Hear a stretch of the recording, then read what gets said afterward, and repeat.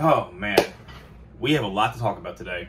Hello everybody, and welcome back to the Collector's Vault, where cardboard is king. My name is Mike, and before anybody says anything, yes, my videos are behind. I actually scrapped a lot of video ideas because I don't want to upload anything stupid. I like to put some kind of quality into my videos. My King's Court opening, I'm still working on that. I was waiting for some footage from Ethan. He finally got back to me. So if you have anyone to blame for that delay, it's this guy, okay? Just kidding, Ethan. I love you, man. So this video is not specifically going to be targeting like cards in general, like I always talk about, you know, or for the most part. This is going to be just a collectible discussion in general, and the main focus today is on a place that I love to visit on some of like my Saturday mornings or Sunday mornings, especially from years ago when I had a bit more free time on my hand and I, you know, wasn't adulting, I guess. And that is visiting flea markets or swap meets or farmers markets, garage sales, whatever you guys want to call them. I still, even to this day, find a lot of enjoyment in those. It's kind of like Christmas or going on like a treasure hunt. It's like a treasure hunt because you basically are kind of like out there like looking for things. You're looking for treasure to find, and you feel there's such like a sense of reward when you finally find something. And it almost reminds me of that joy of Christmas when you open up a gift, because you don't know what to expect. You don't know what you're going to get. Like when you go to a box and you just think, okay, what does someone have in this box of toys or whatever, cards, anything. And just this morning, I did go over to the Columbus Flea Market, which is one of my favorite ones to go to. Unfortunately, I don't have anything to show for today. Yeah, actually, it was kind of like slim pickings. I mean, there's a lot of people there. I didn't find anything. It kind of stinks. But I did have something happen to me today, and it's not the first time this ever happened, and I'm sure it won't be the last. And that is just running into other flea marketers or people who are shopping and people who are also selling at flea markets. And they, in my opinion, just don't follow the proper flea market etiquette. And I felt it'd be a really good thing to talk about today, because people will be asking, well, what do you mean by etiquette? And I think like every scenario, and this is like outside of like collecting in flea markets, but every scenario there's always like a proper etiquette. There's restaurant etiquette. If you're at a restaurant, there's certain things that people expect from you. You know, just certain behavior, manners, you know, anything like that. And in flea markets, there is a very like specific, to me, there's a certain expectation for some people who are at the flea markets. Now, granted, I always say flea markets are like, you're going to see a lot of crazy characters there. It's quite the cast. Like, you'll see like all different kinds of people, all different creeds and colors, age differences. Like you have little kids there, you have high schoolers, all the way up to like people who are, you know, in their 70s plus, just around shopping. Again, very diverse group at flea markets, and that's one of the things I like about it. Now, but along with that, there's a big diverse range of behaviors and manners. Everything from people being super polite and, you know, and being very conscientious of people around them, you know, making sure they're not getting in people's way. And then there's the lower part of the spectrum where people are just rude, they're intrusive, and they kind of just like all kind of stuff. And so, and also it also goes into like just how they communicate and talk to people, or how they display things. Like if they're selling at a flea market, how you display your items, and just some things I just feel are just complete. It grinds my gears, to say the least. Okay, so here's what I want to talk about today. Here's what I believe, and I want to discuss what proper flea market etiquette is, and the best way to do that is by giving some examples that I deal with. And I mean, I will deal with it. I think at least one of each of these examples. It happens all the time at any flea market or garage sale I go to. And I guess the first thing we're going to do is talk about when you're dealing with people who actually are selling at the flea markets. So, number one, if you come across somebody who is a vendor or like the seller at the flea market, here's what I tend to, well, I can't say it's what I expect. At this point, like, my expectations are just so low. I don't really know what to expect anymore. But what I used to expect was people have their tables laid out, or in some cases, people even have like a blanket laid out, like on like the grass. They have everything laid out. And what I expect for somebody to actually, like, they don't have to have anything like immaculate, where everything has like a price tag on it. Things are laid out in alphabetical order and by color. Like, I don't need anything fancy like that. All I need is for things to be somewhat laid out so that way everything is visible. And I'm not saying like if you have a box of, for example, like a box of clothes or toys or something, I don't need all the toys picked out of the box and laid out on the ground or on a table. If it's a box of toys, you put the box there, and that's a box of toys. Here's a box of clothes. Here's a box of comic books, CDs, I don't know, whatever. And it should just have things in some kind of order. Because if not, then I'm just picking through complete, like I'm just picking through actual like mounds of like junk. And it's, although there is some bit of fun in that, it can be annoying because then I'm just wasting time trying to go through trying to sort through everything. And that tells me that these people, that the sellers, clearly didn't care about what, like, they didn't make the effort to sort and, you know, make it easier for the buyers. They kind of just said that we don't want this junk, and we're going to, instead of just throwing it away, which I hate when people throw things away, but their mindset is, well, instead of throwing everything away, let's just throw it out on the lawn and put a big sign that says yard sale or whatever, and just let people come through and pick through it, and you get like some money out of it. But I always try to make sure that whenever I have anything for sale, like I've done flea markets, like, you know, very scarcely. I haven't done it since 2020, unfortunately. But lay things out, at least in some kind of a manner where there's some kind of organization, and that way the actual shoppers have a much easier time being able to see what you have. Because one of the biggest things, and this is big for actual sellers, although there is some kind of an allure of not knowing what you have, and that makes people want to dig through like your items. When you do have things properly laid out, well, I'll say this, it can go one of two ways, like the two extremes. The one extreme is that people see what you have, and then they immediately say, "Oh, well, I can tell this is all like glassware and knickknacks. I'm not stopping by your table. I know what you have." On the other hand, they can see and say, "Oh, look, like your table has a Pikachu, so I know you probably might have some like nerdy stuff over there. Maybe you have like toys, and people will just like, they just zoom in on your table. So that could be a good thing." And I feel like, well, that's what that's it's worth it, so that way people know what you have.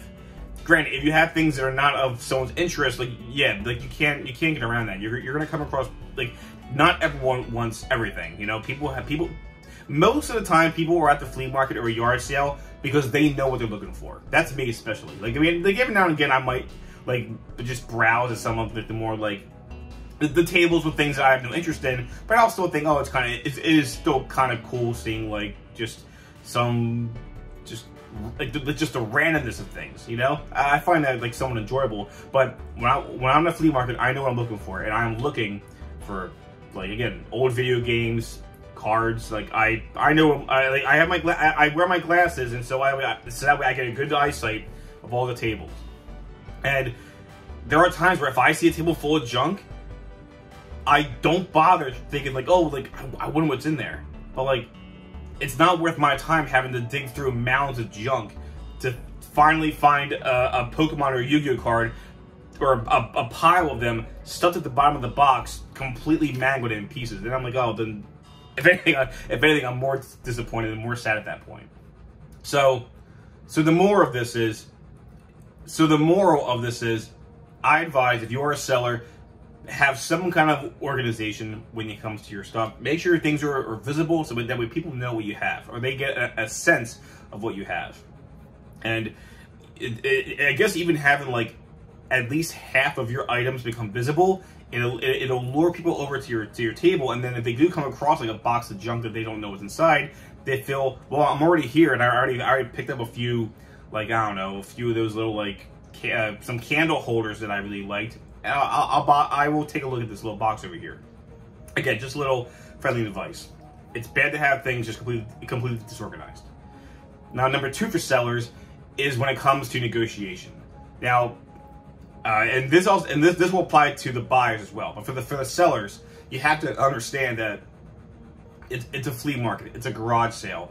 People are expecting that when they come to one of these things, you have junk, and you have stuff that you don't want.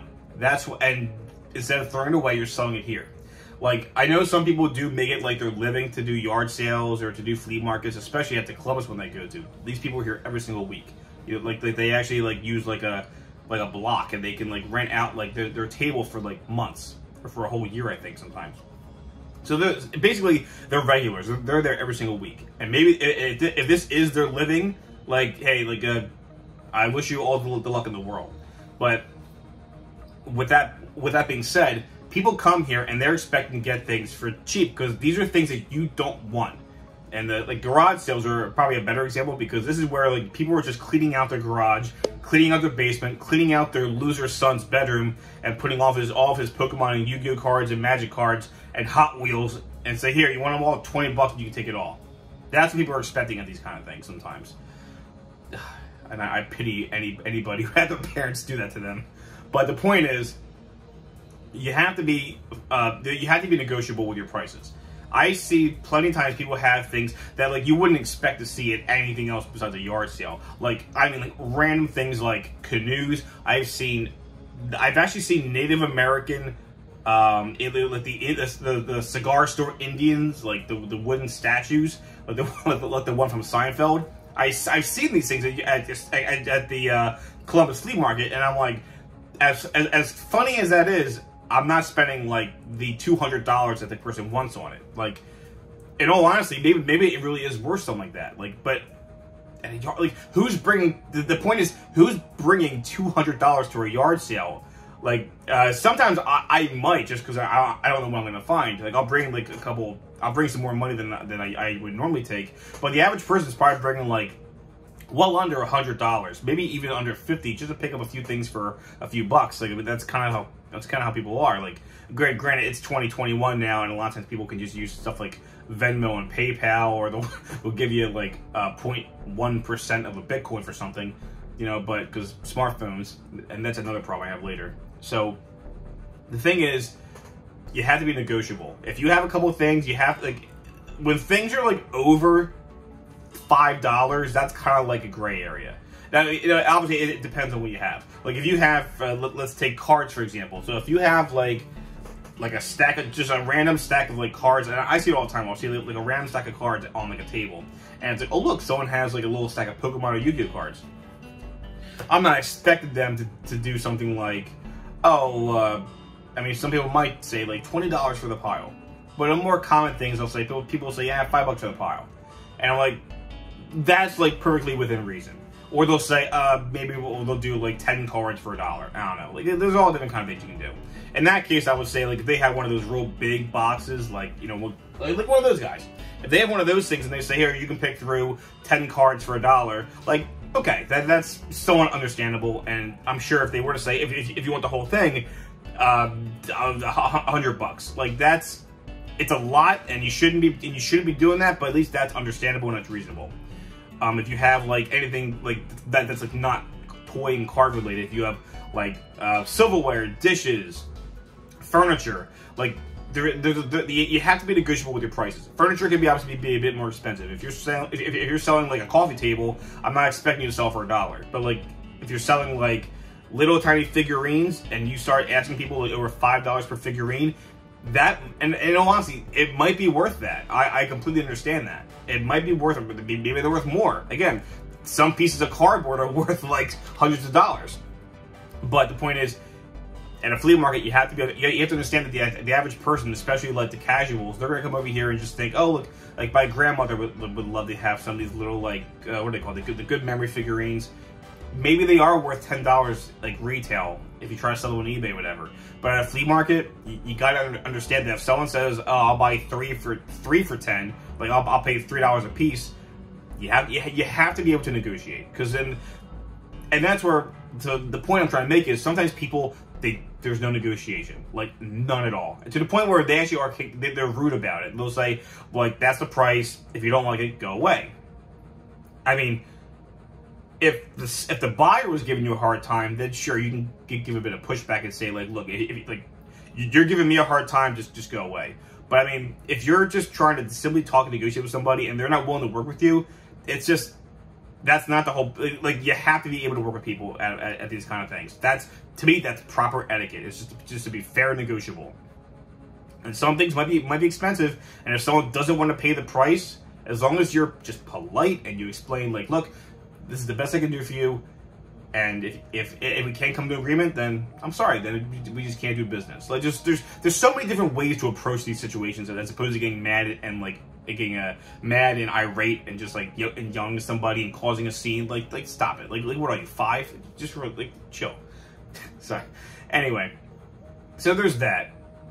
Now, the next couple of things I want to talk about kind of go towards the buyers. And although I have sold before, I'm typically at flea markets to buy things. I like just to browse around, and like, it's just something that I really do enjoy. It's a great hobby I love, and there's so much to love about it. So there is also an etiquette for you, the buyer, that you really should be following. And I'm not saying that there's like, it's like nothing's set in stone, and that's kind of the thing with etiquette. Like, it's not set in stone. There's no law besides like stealing. You know, like. Obviously, there's like, yes, like that should be obvious that you shouldn't be doing like things that are illegal at these flea markets. But what I'm saying is, it's about manners and behavior.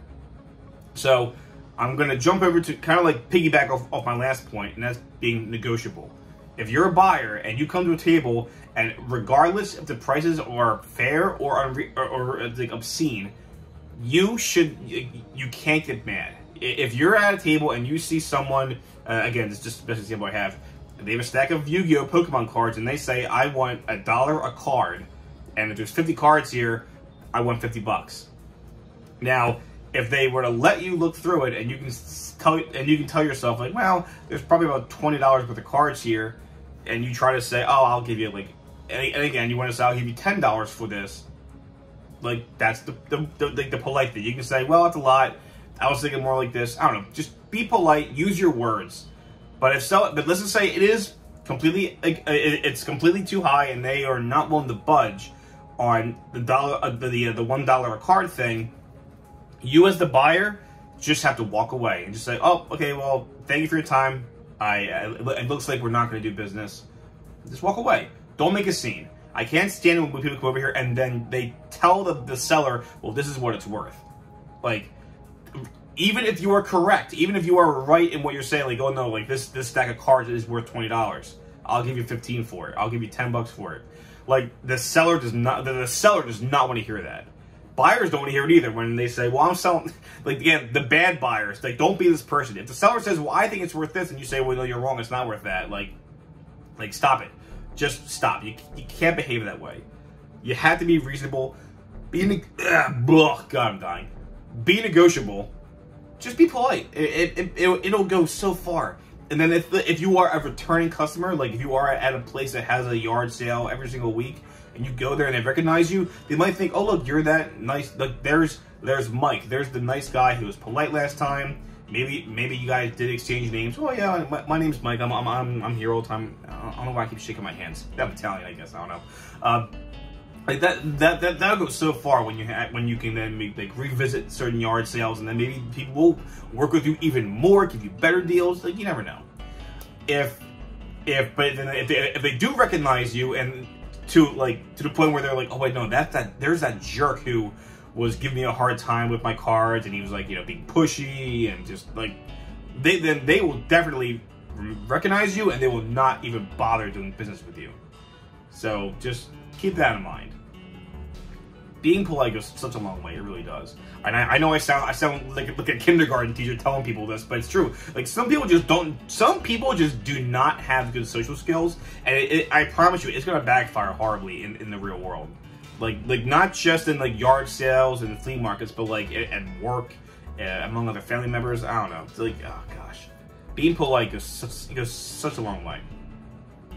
And now finally, I want to talk about one of the biggest points I have, and this is the etiquette among other buyers, other people who go to the people who go to the other flea markets. So I guess I kind of skimmed over the relationship between seller to sellers. Like, you just gotta respect other people's property, other people's tables, kind of just do your own thing. That's like really self-explanatory. But when it comes between other people who go to the flea markets, who go to the yard sales, again, like the buyers, there is an etiquette that really should be followed, and I am just going to say that I experience this all the time, and I cannot stand it. And the biggest thing is that people just don't shut their mouth when they have to. They're just loud and obnoxious, to the point where it actually affects the way you are buying something, and that's the problem. I mean, everybody has different personalities. If they're walking around and they're talking out loud on their phone, like, all right, like it's annoying, but just like whatever, just don't worry about it. However, if these people are engaging with you at a table, like, okay, so here's the example I want to give. And this happens all the time. Just this morning. So I was at a flea market this morning. I am over in a big box of old video games. I don't have any as like a prop, but I'm over there, and this guy had old Game Boys. They were like he was asking way too much. Again, I really couldn't find anything at a good price, so I didn't buy anything. I mean, like old Game Boys, Super NES, N64 controllers, all in this box. And I'm like, all right, cool. This is a fun box to look through. And so I'm kind of just picking through it. And another guy comes up, and I could just kind of like tell that he's like one of these guys who also maybe I sound mean. I can tell he likes video games. Okay, so you're one of those guys who like video games. And as I'm kind of going through, like, you know, there's been plenty of times where I've been very polite and I've had conversations with people like, oh, so what are you looking for? Oh, did you find anything cool today? You know, whatever. But this is one of the guys that comes over, and whether or not they're polite and they talk to you, here's the big thing that I can't stand that people do. If I'm looking in like this little box, okay, like I found the box at a yard sale. I'm looking through it. You have to understand that here's the big thing. This is my box. Like for right now, I'm going through this box. Let me do my picking. Let me look through it. I was here first. Allow me to look through the box. And I'm not trying to be rude, but like to me, that's just proper etiquette. If someone has a box, like you can't do what this person did this morning, where he was reaching over like my arms. Like if my one hand was like right here, like kind of like looking through the box. Here he comes. I'm like, and I was trying to be polite, and I said, "Excuse me, like I'll give you the box when I'm done. Like just give me like 2 minutes, and I promise you, I'll give you the box, and then you can look through it." And maybe some of you don't like that. Maybe some of you think I'm the one being the jerk and saying, well, you're not letting the guy get a fair share. It's like, oh, you're not letting him look through the box. You're going to get all the good stuff first. But that's the whole point of a flea market. That's the early bird gets the worm. I was here first. Like, I don't really care, like, you know, I don't care about anything up until this point. I was here first. I'm looking through the box. I'm being polite, and I'm trying to look through it in a timely manner. When I'm done, the box is all yours, then you can look through it and pick out what you want to get. But don't reach over, don't like, even just asking, like, oh, excuse me, sir, I would like to look at the box. Do you know how much longer you're going to look through it? Even that is so much more preferable than like just reaching over, like picking through the same box as me. Even if you're not like reaching over me, like let's just say like there's just enough room for your hand, for my hand to be right here, that your hand kind of comes from right here. Like, they're not even touching. Like the point is, I'm going through this box. Don't like sneak in there and try to get some before I do. Like that's just it's just not proper etiquette. Now, I would say there's a bit of there's an exception. Let's say it's like a big, like if it's like a tote, like I guess say something like that, like a tote of like equal size to that, like that tray right there, then okay. If I'm looking at one side of the box and you're on the other side, maybe that's passable because like at least you're not like looking at the exact same pile that I'm looking at. You're at the other end of the table, even though it's the same big tote or tray. Okay, I'll kind of give that a pass. Like, and because I've done it before, but I've always said, do you mind if I look in this box with you? Like, you know, again, I've never done it to a small box because I feel like that's just so stupid. I don't know. If the guy was nice to say, yeah, sure, go right ahead, then he's a nicer man than I am. But that's the biggest thing with etiquette is if I'm looking at something, don't especially don't reach and pull it out of my hand. I haven't had that happen yet, but like. There have been times where I've actually like looked at like a pile like this. Let's say like I'm looking through cards at one of the tables, and someone did say, "Oh, can I see that?" And they did this, and I wanted to be like no, sir. I would say, "Well, I'm still looking through this pile, and I kind of want that card or whatever, or I want to look at it first. I was holding it first. It doesn't matter if although it's not like the only single thing in my hand. You just don't do that." I don't know. Please let me know down below if you guys have ever experienced anything like this. But it happens to me more often than I'd like to admit. The other time was this is like 2 years ago, where, and this, the other example, like 2 years ago, I was at, this wasn't, what was it? Was it a garage sale? Anyway, I was at one of these things, garage sale, flea market, whatever. And it was actually, I remember specifically, it was a big, like, tray, like one of those big boxes of Pokemon cards. And I'm kind of just picking through, and there were a few hollows. Like, I think there's some, like, base set unlimited hollows. And I'm like, oh, cool. So I started kind of just picking through some of these things.